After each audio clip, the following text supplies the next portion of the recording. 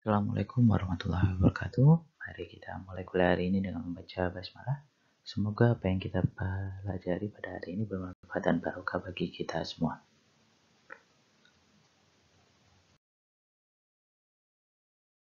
Hari ini kita akan mempelajari mengenai definisi dan ruang lingkup geografi regional.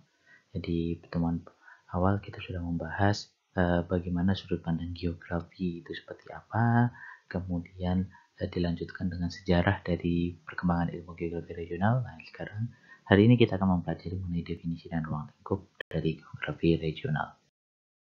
Nah, yang pertama, apakah yang dimaksud dengan geografi regional? Jadi geografi regional itu muncul dari gagasan bahwa geografi harus dipecah berdasarkan wilayah. Ide ini mencapai masa kemasannya dengan muncul tokoh seperti Alfred Helve, Vida de la Valle, dan Richard Hartshorne. Ya, geografi regional. Nah, jadi pengertian dari geografi regional adalah cabang dari geografi yang mempelajari wilayah-wilayah dari dunia. Nah, jadi geografi regional simpelnya adalah cabang dari ilmu geografi yang mempelajari wilayah-wilayah atau bagian-bagian dari dunia. Nah, sedangkan region, nah ini wilayah adalah didefinisikan sebagai bagian dari permukaan bumi yang memiliki satu atau banyak kesamaan karakteristik sehingga membuatnya itu berbeda atau unik dari area yang lain. Nah, itu kalau ada pertanyaan, Pak, bagaimana kita membagi region, membagi wilayah? Membagi wilayah itu pertama, kita membaginya berdasarkan satu kesamaan. Oke, apa kesamaannya? Sama-sama wilayah pantai. Itu satu karakteristik. Ya, berbeda Pak. Karena ada wilayah yang ada di pegunungan, berbeda dengan wilayah yang ada di dataran. Oke. Nah, itu menjadi pembeda untuk membedakan suatu wilayah, yaitu satu kesamaan atau banyak kesamaan karakteristik yang membuat ia unik dari area yang lain. Satu kesamaan apa ya, Pak? Tadi kita bisa pakai morfologi. Puncak gunung berapi itu berbeda dengan yang lain. Oke, daerah mata air berbeda dengan daerah yang lain. Oke.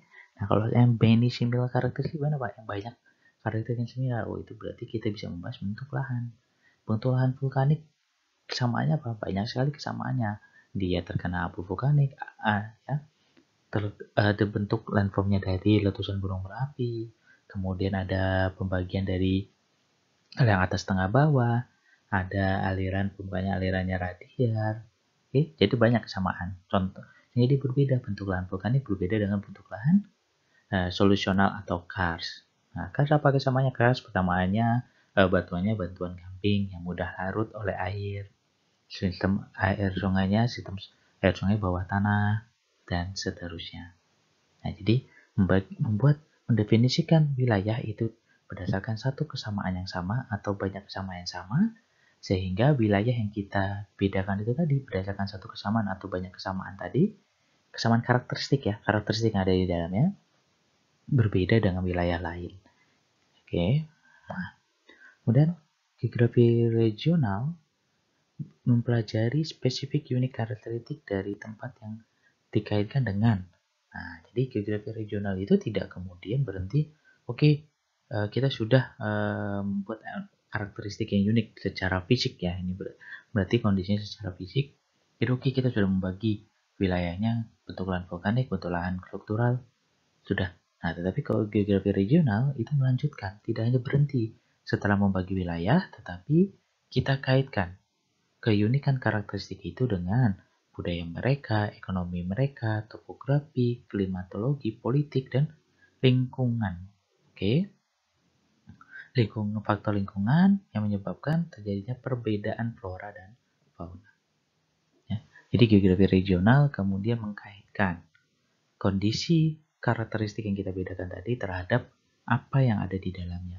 Dikaitkan dengan fenomena lain yang ada di dalamnya. Bisa budayanya, ekonominya, topografinya, iklimnya, politiknya, bahkan hingga faktor-faktor lingkungan lain yang mempengaruhi perbedaan flora dan fauna.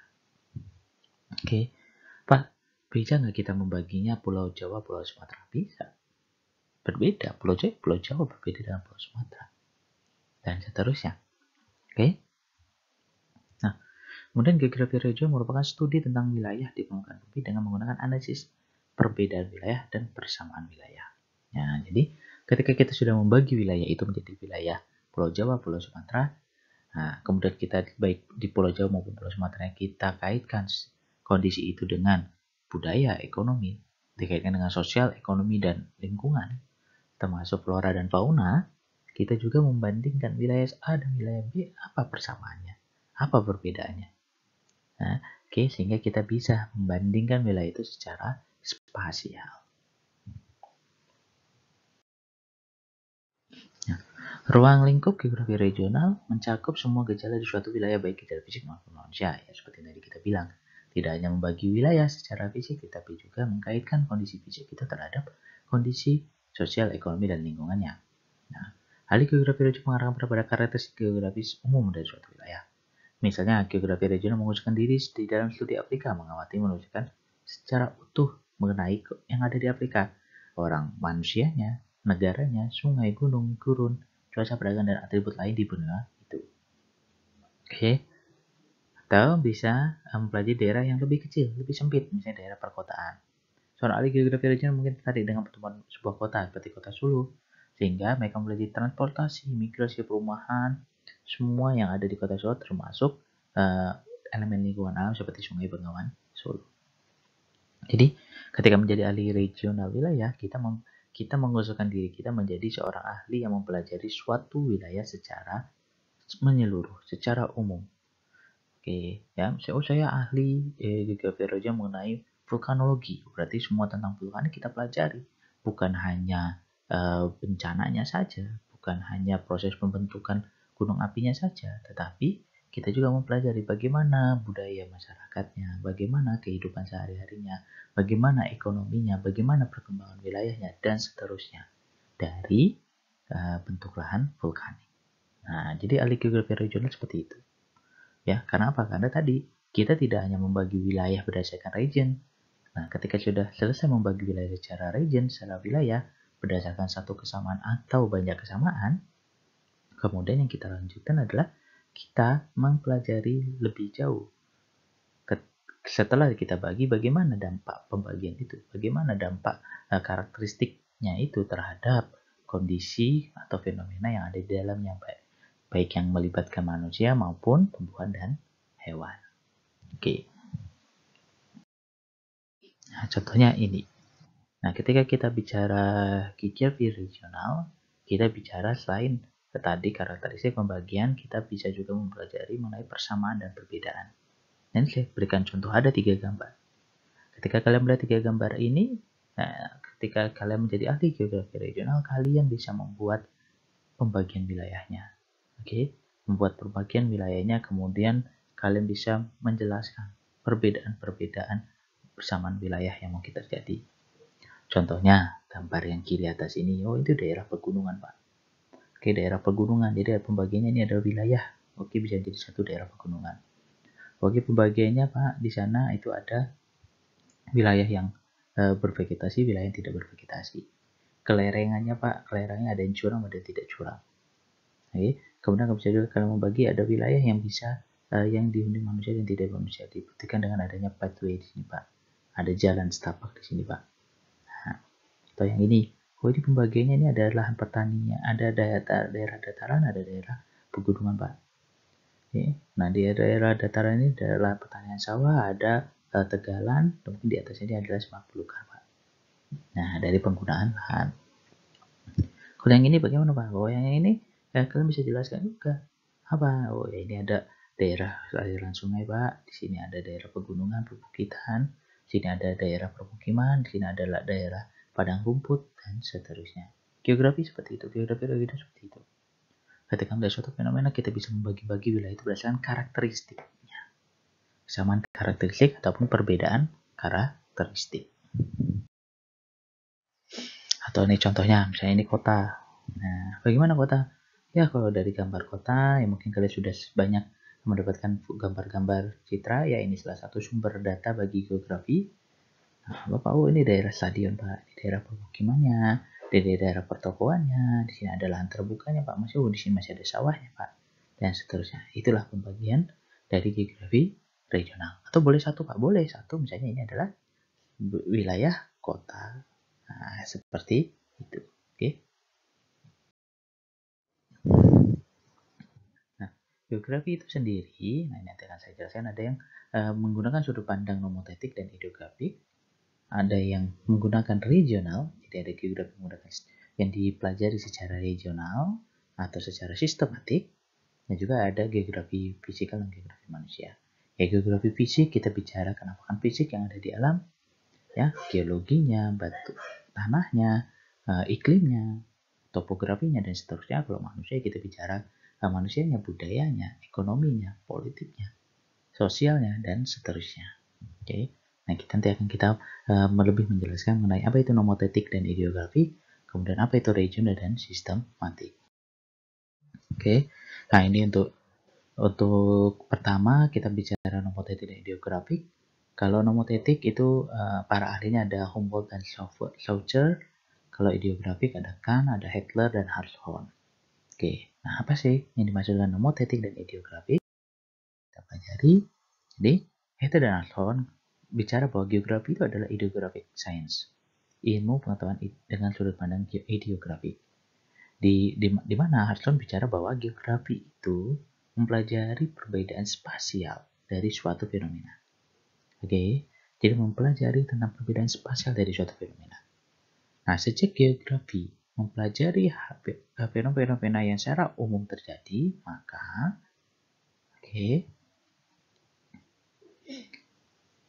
generalization in the form of law is useless, and any prediction in geography is insignificant.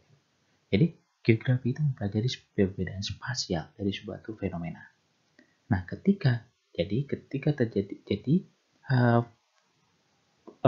hukum atau suatu fenomena yang terjadi di suatu wilayah itu tidak bisa disamakan akan terjadi sama di wilayah yang lain. Karena menurut Heither dan Hartshorne, ketika kita sudah membaca suatu regional, maka fenomena yang terjadi di regional A pasti akan berbeda faktor penyebabnya, akibatnya, dan intensitasnya dibandingkan dengan wilayah yang lain. Oke, walaupun contohnya hujan itu di semua tempat pasti terjadi. Oke, semua hujan terjadi. Tetapi menurut Heither dan Hartshorne, kita tidak bisa ketika kita bicara hujan yang terjadi di Jawa, di Pulau Jawa, kemudian apa yang terjadi di Pulau Jawa hasil kajian kita, hasil penelitian kita yang ada di Pulau Jawa kita langsung bawa ke Sumatera. Nah, menurut Heither dan Hartshorne itu tidak bisa karena kondisi karakteristiknya berbeda. Walaupun sama-sama sebuah kepulauan, tapi karakteristiknya berbeda. Nah, intensitasnya mungkin berbeda, durasinya berbeda, proses terbentuk hujannya berbeda, dan seterusnya. Jadi tidak bisa menyamakan suatu fenomena yang terjadi di suatu wilayah dengan wilayah lain secara sama. Oh, berarti kalau Jawa seperti ini, nanti Sumatera pasti sama, Sulawesi pasti sama, Kalimantan pasti sama. Tidak bisa. Itu yang dimaksud dengan ideografik. Jadi hukum secara umum atau ketika mempelajari suatu fenomena itu tidak bisa secara umum terjadi di setiap wilayah. Nah, yang kedua adalah nomothetic study. Nah, jadi dia bicara bahwa general law, baik hukum secara umum terjadi, di mana Humboldt, Schweitzer, dan dari banyak sekali orang yang bicara, mereka menjelaskan bahwa geografi itu, menjelaskan bahwa geografi itu menjelaskan bahwa theoretical issue atau preparative visual model, location theory graphics model geometry explain geographical pattern.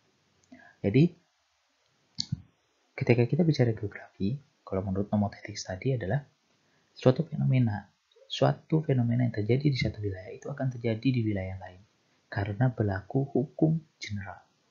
Contohnya ini ada teori gravitasi. Jadi ketika geografi gravitasi terjadi di Jogja, akan terjadi juga di Solo.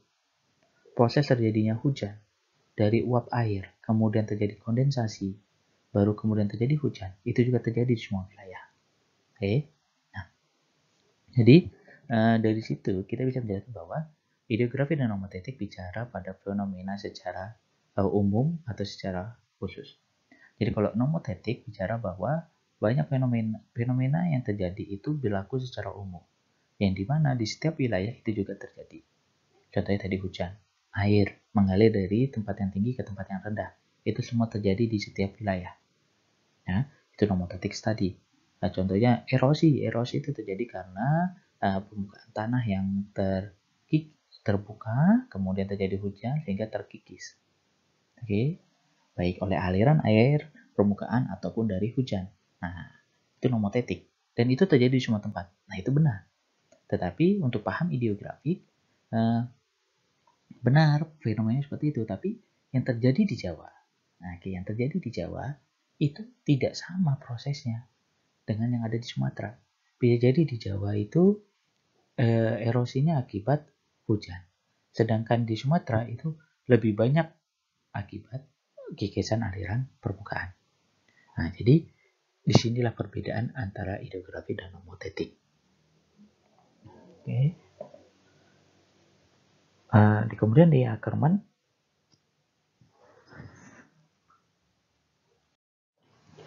menambahkan bahwa perbedaan dari kondisi atau isi dari setiap wilayah yang ada di permukaan bumi dan analisa spasial itu adalah di satu kesamaan, berada di dalam satu kesamaan analisa. Jadi pembedaan isi dari setiap bagian di permukaan bumi dan analisa spasial itu menjadi satu bagian sama. Nah, jadi ketika kita bicara spasial, kita membicarakan perbedaan isi yang ada di dalamnya. Tidak kemudian kita hanya spasial Jawa, Sumatera, dan sudah. Tetapi kita bagaimana menjelaskan apa yang ada di Sumatera, apa yang ada di Jawa, apa perbedaan yang terjadi dari setiap wilayah itu. Oke, inilah ideografik dan nomotetik. Kalau ideografik, suatu fenomena yang terjadi di satu wilayah, penyebabnya, prosesnya itu tidak sama dengan wilayah yang lain. Tapi kalau nomotetik tadi, dia menjelaskan bahwa setiap fenomena itu ada hukum umum yang berlaku. Contohnya, hujan terjadi dari penguapan air, kemudian uap itu mengalami kondensasi, baru kemudian terjadi hujan. Oke, nah itu secara umum terjadi di semua wilayah. Namun prosesnya, bagi intensitas hujan yang terjadi atau bentuk hujan yang terjadi di setiap wilayah itu berbeda. Nah, itulah ideografi.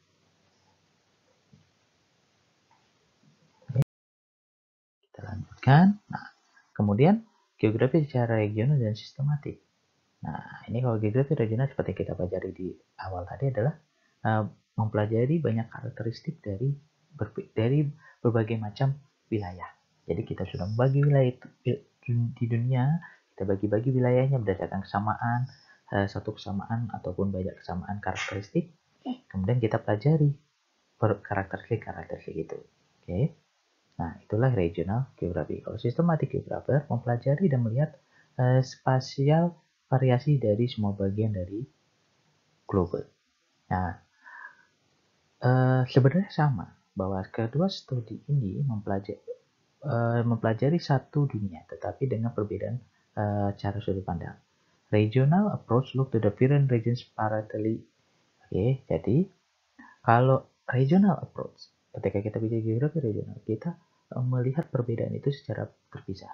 Jadi ketika kita mempelajari Sumatera, kita bicara di Sumatera saja. Kita pelajari Jawa, kita pelajari Jawa. Kita bandingkan Sumatera dengan Jawa. Sedangkan sistematik,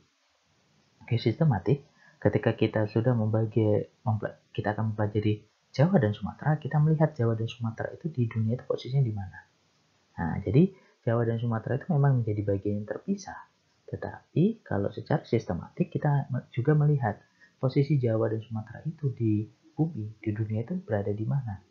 Terus apa dampaknya dan bagaimana akibatnya terhadap kedua wilayah ini. Itu sistematik. Tapi kalau geografi regional langsung terpisah bahwa Sumatera dan Jawa terpisah, berbeda. Atau contoh lainnya. Contoh lainnya misalnya kita bicara tentang Solo dan Klaten. Kalau geografi regional, Solo dan Klaten itu suatu wilayah yang berbeda. Oke, Klaten punya karakteristik di dalamnya, kita pelajari, kita analisa, Solo pun sama, kemudian kalau kita bandingkan, ya bandingkan saja Solo dan Klaten, tanpa melihat hal yang lain. Tetapi kalau sistematik, Solo dan Klaten, ya, itu kita lihat juga, oh ternyata Solo dan Klaten ini berada di satu wilayah, yaitu Provinsi Jawa Tengah, berada di wilayah di Pulau Jawa, kemudian berdekatan. Nah, hal-hal yang ini yang kemudian oleh systematic approach kita lihat juga, tidak hanya Klaten sendiri, Solo sendiri tidak, tetapi kita lihat juga, oh kesamaan wilayahnya apa, dia berada di mana lokasinya, sama-sama di Jawa Tengah. Kemudian apa kontribusinya terhadap Jawa Tengah, sama-sama berada di antara Gunung Api Merapi dan Gunung Lawu, dua-duanya. Terus bagaimana? Apa akibatnya, apa kaitannya? Nah, kita membicarakan itu juga secara sistematik. Karena kalau menggunakan sistematik, melihat secara global dunia itu sebagai satu kesatuan, walaupun kita di dalamnya melihatnya terpisah-pisah. Oke, walaupun di akhirnya kedua wilayah itu menggambarkan satu gambar, satu kesamaan hasil.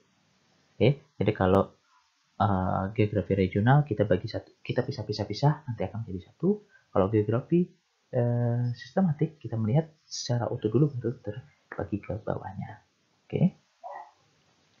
Mulai Alexander von Humboldt dan Karl Ritter menjadi founder of modern geography, di mana Humboldt membuat sebuah konsep di bawah bumi sebagai inseparable organic wall, bahwa geografi bumi itu sebagai seluruh hanya itu sebagai organik sama isinya itu tidak bisa terpisahkan.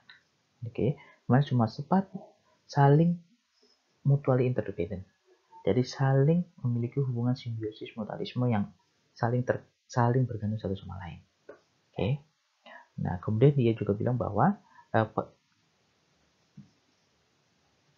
di alam kemudian itu juga termasuk dengan keterkaitan antara hubungan antara manusia dengan alam, oke, antara human dengan abiotik, human dengan biotik, biotik dengan abiotik, itu menjadi satu kesatuan yang tidak bisa terpisahkan satu sama lain. Jadi Alexander von Humboldt dan Karl Ritter ini sebenarnya lebih mempertegas lagi bahwa kondisi yang ada di suatu wilayah itu akan mempengaruhi kondisi sosial, ekonomi maupun biotik, lingkungan, flora dan fauna dari suatu wilayah. Jadi tidak bisa kita membahas. Ini uniknya geografi ya. Ini yang perlu kalian pelajari, bahwa kita tidak bisa membahas ketika kita bicara bahwa kelompok manusia yang ada di suatu desa itu miskin.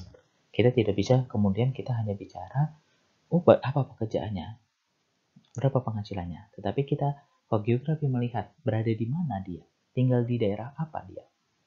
Oke, dia berada di wilayah yang sulit air, dia ada di wilayah yang tidak bisa untuk bertani. Nah, apa kaitannya? Apa hubungannya? Dia ada di wilayah yang sulit untuk mencapai kota.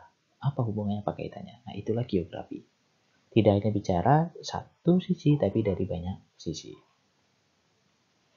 Oke, kalau di sini Karl Ritter menjelaskan bahwa konsep geografi regional itu sistematik geografi, bahwa dia membuat bahwa geografi dan contribute to human geography. Ini kalau Karl Ritter dia sebagai salah satu ahli yang berkontribusi kepada geografi antroposentrik dan human geography, cabang ilmu dari geografi.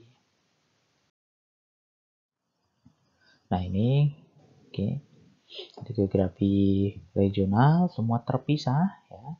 Kita membagi-bagi, physical science dibagi, biological science sendiri, social science sendiri, walaupun nanti semuanya menjadi satu bagian. Kalau systematic science semuanya menjadi satu bagian. Nah ini, oke. Jadi kalau systematic science itu semua menjadi satu, baru kemudian dipisah-pisah.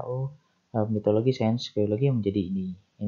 Tapi kalau geografi regional dari awal sudah dipisah-pisahkan, kemudian menjadi satu kesatuan pada akhirnya. Oke, ini ada geografi regional. Geografi regional itu ada terdiri dari dua jenis geografi regional. Pertama, geografi regional komposisi dan kontekstual. Kalau komposisi itu dilihat sebagai geografi regional tradisional. Jadi isinya itu apa? Sedangkan kontekstual itu dilihat dari jawaban atas kekurangan dan sebagai geografi regional yang lebih modern.